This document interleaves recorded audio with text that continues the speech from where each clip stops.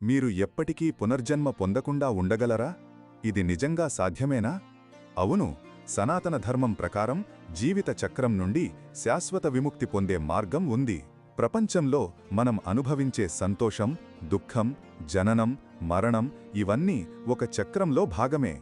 కాని ఈ చక్రం నుండి బయటపడి శాశ్వత ఆనందాన్ని పొందే ఒక ఉన్నతమైన స్థితి ఉంది. అదే పునరావృత్తి రహిత మార్గం.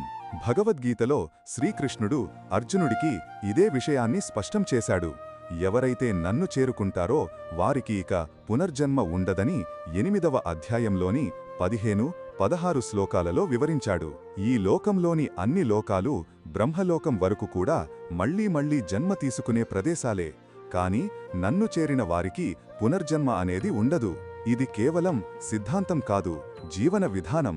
నిస్వార్థ కర్మలు, భగవంతుని పట్ల భక్తి, ఆత్మజ్ఞానంతో ఈ స్థితిని చేరవచ్చు. ప్రతి పనిని భగవంతునికి అంకితం చేయడం, మనసును స్థిరంగా ఉంచుకోవడం మోక్ష మార్గంలో సహాయపడుతుంది. ఈ స్థితిని సాధించిన వారు దుఃఖాల నుండి విముక్తి పొంది శాశ్వత శాంతిని పొందుతారు. ఇది అత్యున్నత ఆధ్యాత్మిక విజయం. మీరు కూడా ఈ మహోన్నత మార్గం గురించి మరింత తెలుసుకోవాలనుకుంటున్నారా? మరిన్ని విషయాల కోసం ద హిందూ పాత్ని ఫాలో చేయండి.